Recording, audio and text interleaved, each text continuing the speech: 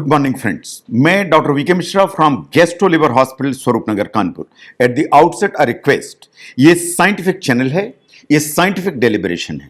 मैं आपसे रिक्वेस्ट करूंगा इस चैनल को सब्सक्राइब करें, इस वीडियो को शेयर करें। आज मैं बात करूंगा कि वो कौन सी कॉमन 7 मिस्टेक्स हैं, वो कौन सी कॉमन 7 मिस्टेक्स हैं जो आप वास्तव में कोरोना के ट्रीटमेंट में कमिट करते हैं। ये बात बिल्कुल सही है कि आप इसके इलाज में गलतियां तो करते हैं। आज मैं उन 7 जो मिस्टेक्स के बारे में बात करूंगा जो कॉमनली आप कमिट करते हैं। नाउ सबसे पहली जो मिस्टेक है वो है इंक्यूबेशन पीरियड को मिसअंडरस्टूड करने में। आप जो इंक्यूबेशन पीरियड है आप उसको वास्तव में ठीक से पहचानते नहीं है, समझते नहीं है। जो इंक्यूबेशन पीरियड है वो है कि जब आपकी बॉडी में वायरस आया और जब उसके सिम्टम्स आना चालू हुए, तो वायरस का आना और सिम्टम्स के आना, इसके जो बीच का पीरियड है इसे कहते हैं इंक्यूबेशन पीरियड। जो इंक्यूबेशन पीरियड है वो कोरोना वायरस का वो 2 से 14 दिन है, बट बाय एंड लार्ज 4 से 5 दिन में आपको सिम्टम्स आ जाते हैं। साइंस ऐसा मानती है कि जब आपको सिम्टम्स आते हैं उसको करीब करीब 2 दिन पहले से आपकी बॉडी से ये वायरस आने लगता है, आपकी नाक में, खांसी में, छींक में ये वायरस बाहर आने लगता है। अगर आपकी फैमिली में किसी को भी कोरोना का इंफेक्शन हुआ, ये बात बिल्कुल सही है कि हर आदमी को अपना कोविड टेस्ट कराने की जरूरत है, क्योंकि जो कोविड का जो वायरस है वो सिम्टम आने के पहले 2 दिन पहले से ये शेड होना चालू हो जाता है, यानी बाहर आने लगता है।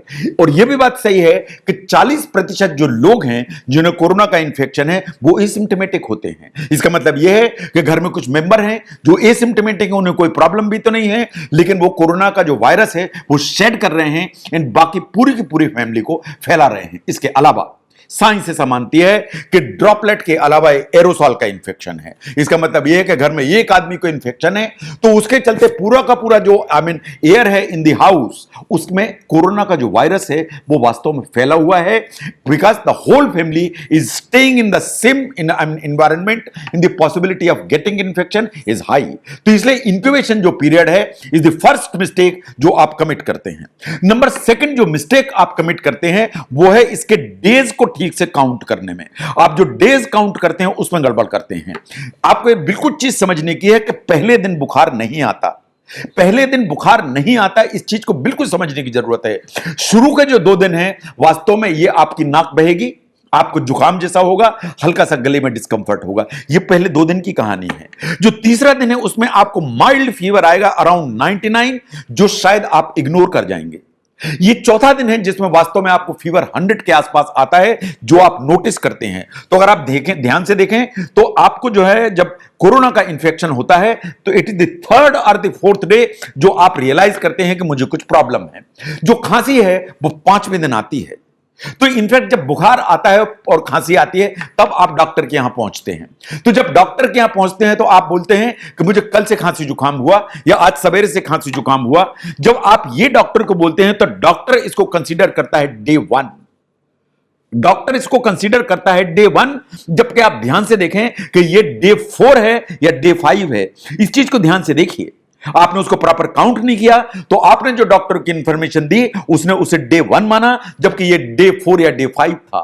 एंड साइंटिफिकली अगर हम देखें तो वास्तव में अगर डे 1 से काउंट करें तो डे 5 से डे 10 का जो पीरियड है वही पीरियड सबसे इंपॉर्टेंट पीरियड है, क्योंकि यही पूरे कॉम्प्लिकेशंस जो है वो स्टार्ट होते हैं।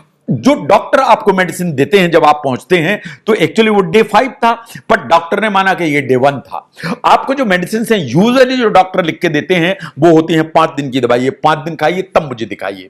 आप डॉक्टर के पास वापस पहुंचते हैं 5 दिन बाद, तो डॉक्टर की नजर में तो आपको प्रॉब्लम 5 ही दिन की है, लेकिन आपने ठीक से काउंट नहीं किया। वास्तव में ये 10वां दिन था।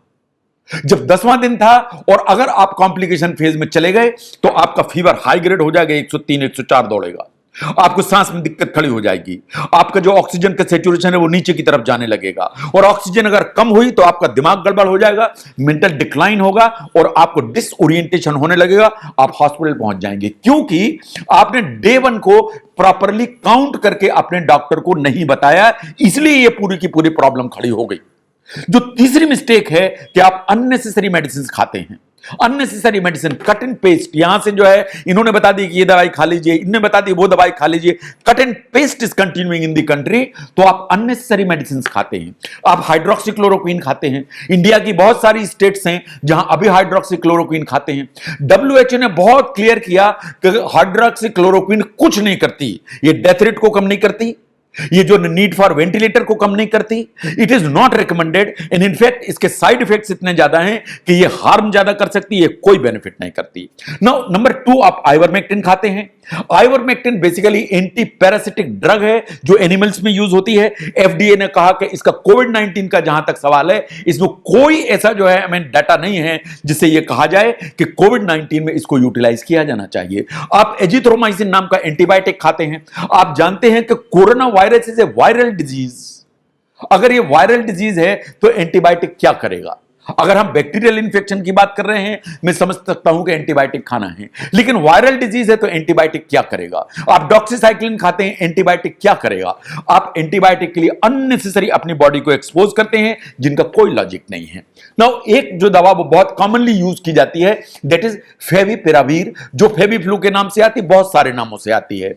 बहुत सारे कंट्रीज में ये यूज की जाती है। इंडिया में भी जो है ये इसको अप्रूव्ड है और ये यूज भी की जाती है। और बहुत सारे दूसरे कंट्रीज में, रशिया में यूज की जाती, ब्राजील में यूज की जाती, बहुत सारे लैटिन अमेरिकन कंट्री में यूज होती है।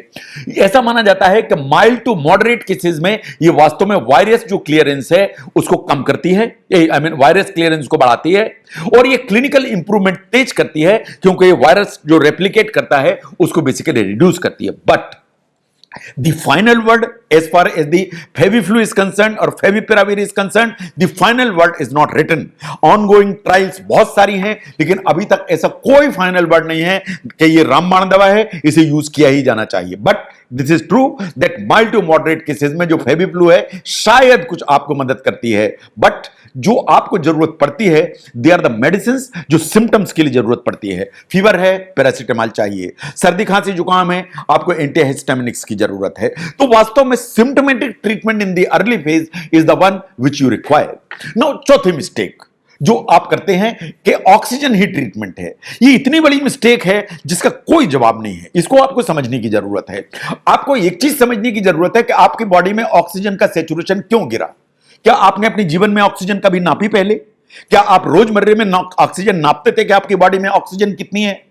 जो ऑक्सीजन आपकी बॉडी में कम होती है वो इसलिए होती है क्योंकि कोरोना के इन्फेक्शन में जो इम्यून डिसरेगुलेशन होता है, या जो साइटोकाइन डिस्टर्बेंसेस होते हैं, या साइटोकाइन स्टॉर्म आता है, उसके चलते आपका जो फेफड़ा है उसमें जो एल्वियोलाई होते हैं वो डैमेज हो जाते हैं।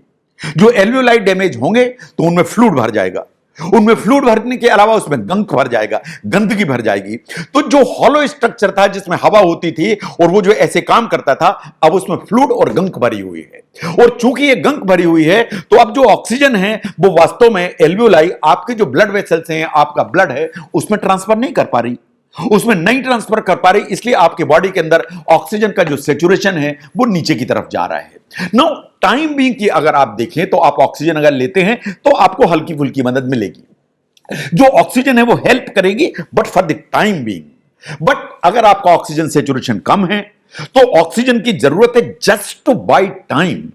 ये सिर्फ आपको टाइम जो न देगी सो दैट आप एक्शन में आ जाएं, आप अपने साइटोकाइन स्टॉर्म को प्रॉपर कंट्रोल कराएं with the help of the medication including steroid.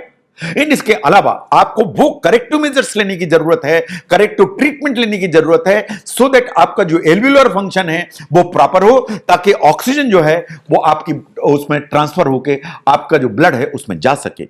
जो पांचवी मिस्टेक आप कमिट करते हैं, आप उन दवाइयों के पीछे भागते हैं, उन दवाइयों को होल्ड करते हैं और यूटिलाइज करते हैं जिनका कोई प्रूवन बेनिफिट है ही नहीं। उनमें सबसे ऊपर आती है रेमडेसिविर। अब जरा देखिए डब्ल्यूएचओ का डेटा क्या कहता है। डब्ल्यूएचओ का डेटा कहता है कि इसका कोई भी इंपॉर्टेंट इफेक्ट नहीं है as far the mortality is concern. इसका कोई इफेक्ट नहीं है on the need for the ventilator is concern. इसका कोई इफेक्ट नहीं है on the clinical improvement is concern. WHO ने बोला कि they do not recommend that remdesivir should be used in the management of corona infection. हम remdesivir के पीछे भाग रहे हैं, पूरा देश रेमडेसिविर के पीछे भाग रहा है, उसकी ब्लैक मार्केटिंग हो रही है, उसकी डुप्लीकेट जो है वाइल्स आ रही है, it's hell of lot of problem. जबकि WHO का ऐसा मानना है कि रेमडेसिविर के बारे में ऐसा कोई डेटा नहीं है, वास्तव में ये हेल्प करता है। Now second one is the plasma therapy. बहुत बार आप न्यूज़पेपर में पढ़ते हैं, इनको प्लाज्मा दिया गया, उनको प्लाज्मा दिया गया। WHO के हिसाब से जो plasma therapy is not recommended. There are plenty of problems with the plasma therapy including mortality and does not offer any significant benefit. Now एक और ड्रग है जिसका नाम है टोसिलिजुमैब। जो टोसिलिजुमैब है बेसिकली इंटरल्यूकिन 6 इनहिबिटर है। यह वास्तव में सिंगल 800 मिलीग्राम की डोज दी जाती है इन एसोसिएशन विद डेक्सामेथासोन। यह वास्तव में यह बात सही है कि जो हॉस्पिटलाइज पेशेंट हैं, जो बहुत सिक हैं, जिन्हें वेंटिलेटर सपोर्ट की जरूरत है, इन जिनका रेस्पिरेटरी डिकम्पोजिशन बहुत स्पीड से हो रहा है, उनको ये जो ड्रग है ये ट्राई की जाती है। लेकिन अभी तक इसका कोई भी सफिशिएंट डेटा नहीं है। जो अगर हम पूरी रिपोर्ट्स को देखें तो there is insufficient data, but given at the compassionate ground इस ड्रग को यूज किया जाता है अगर इंटरल्यूकिन 6 इनहिबिटर के बारे में हमको इसको यूटिलाइज करने की जरूरत है। तो नाउ जो छठवीं mistake, we do not realize the great potential of the steroid. Now, अगर हम ध्यान से देखें कोरोना के इन्फेक्शन को, इसके 3 ही फेज हैं। जो अर्ली फेज है वास्तव में बिल्कुल सर्दी खांसी फ्लू जैसा है। इसमें वास्तव में जो वायरस है वो मल्टीप्लाई करता है। अगर हम देखें थियोरेटिकली जो इनिशियल फेज है तो शायद एंटीवायरल ड्रग्स कुछ मदद करने की ताकत रखती हैं। जो इनिशियल फेज है वो 4 से 5 दिन लास्ट करता है। इसके बाद जो सेकंड फेज आता है उसमें वास्तव में इम्यून डिस्टर्बेंसेस होने लगते हैं, ये कहलाता है पल्मोनरी फेज। ये वास्तव में आपका जो इम्यून सिस्टम है, आपकी जो उसकी जो एफिशिएंट फंक्शनिंग है वो गड़बड़ाने लगती है। जो थर्ड फेज है is the hyper inflammatory phase, या जिसे कहते हैं रियल साइटोकाइन स्टॉर्म। तो जो कोरोना का इंफेक्शन है इन्हीं 3 फेजेस से होकर आगे बढ़ता है। अगर हम स्टेरॉइड को देखें तो steroid certainly have a role to play in phase 2 and phase 3। तो फेज 2 और फेज 3 में अगर आप हैं, ये इंफेक्शन है, आपको कॉम्प्लिकेशन है, तो स्टेरॉइड शायद आपको यूटिलाइज करने चाहिए। लेकिन स्टेरॉइड के बारे में 4 चीजों को बिल्कुल खुली आंख से देख के समझने की जरूरत है। राइट टाइम चाहिए कि कब इसे स्टार्ट किया जाए, राइट डोज चाहिए कि किस डोज में आपको दिया जाए, राइट रूट चाहिए कि ये नाक के थ्रू जाए, मुंह से खाने वाली गोली जाए कि इंजेक्शंस में जाए, इन राइट ड्यूरेशन चाहिए कि आपको 5 दिन चाहिए, 7 दिन चाहिए कि 10 दिन चाहिए। तो ये चारों चीजें सबसे इंपॉर्टेंट हैं as far the steroids are concern. जो 7वां हम मिस्टेक कमिट करते हैं कि आई एम वैक्सीनेटेड, अब मुझे कोई प्रॉब्लम नहीं है, वो इतनी बड़ी मिस्टेक है कि आप आंख बंद करके बैठे हुए हैं। Because break through and re infections they are reality. ये बात बिल्कुल सही है कि getting vaccinated and getting immunised ये बिल्कुल 2 अलग अलग चीजें हैं। आपने वैक्सीन लगवा लिया, इसका यह मतलब नहीं है कि आपको इम्यूनिटी डेवलप हो गई। आप एफिकेसी को ध्यान से देखिए। जो कोविशील्ड आप वैक्सीन लगवाते हैं उसकी एफिकेसी 70% है। इसका मतलब यह है कि 30% लोगों को वैक्सीन के बावजूद भी एंटीबॉडी नहीं बनेगी। कोवैक्सीन की जो एफिकेसी है वो 78% है। इसका मतलब आपने कोवैक्सीन लगवाया, 22% चांसेस है कि आपको एंटीबॉडी नहीं बनेगी। ऐसे ही जो स्पुतनिक है, जो नया अभी वैक्सीन आया है, उसकी एफिकेसी 92% है। जो ब्रेक थ्रू केसेस हैं is a reality in the sense कि आपको प्रॉपर वैक्सीनेशन हो गया, आपने दोनों डोज लगवा ली, उसके बावजूद भी आपको कोरोना का इंफेक्शन हो जाता है। अगर हम ध्यान से देखें तो कोविशील्ड वैक्सीनेशन के बाद जो ब्रेक थ्रू केसेस हैं दे आर 0.03%, और जो कोवैक्सीन है उसके बाद जो ब्रेक थ्रू केसेस हैं दे आर 0.04%। तो ऐसा नहीं है कि आपने वैक्सीन लगाया अब कोई परेशानी नहीं है। यह बात बिल्कुल सही है कि जो एंटीबॉडीज प्रोड्यूस होती हैं वैक्सीन से दे आर प्रोटेक्टिव। यह भी बात सही है कि ऐसा माना जाता है कि अगर आपकी बॉडी में एंटीबॉडीज हैं तो उनसे जो डिजीज अगर आपको होती है तो डिजीज की जो सीवियरिटी है वो कम होगी। यह बात सही है, लेकिन ये जो एंटीबॉडीज हैं इनमें यह ताकत नहीं है कि आपको कोरोना का इंफेक्शन ना होने पाए। जो कोविड का इंफेक्शन है वो तो हो सकता है, लेकिन पॉसिबिलिटी इस चीज की है उसकी जो सीवियरिटी है वो कम होगी एंड आप लाइफ थ्रेटनिंग सिचुएशन में शायद नहीं फंसेंगे। अगर कोरोना के ट्रीटमेंट में ये जो मिस्टेक्स हम कमिट करते हैं ये है टोटल 7। अगर इन मिस्टेक्स को समझने में ये वीडियो आपको हेल्प करता है तो इसको जरूर शेयर करें। मैं doctor VK Mishra from gastro liver hospital, Swaroop Nagar, Kanpur. Thank you very much.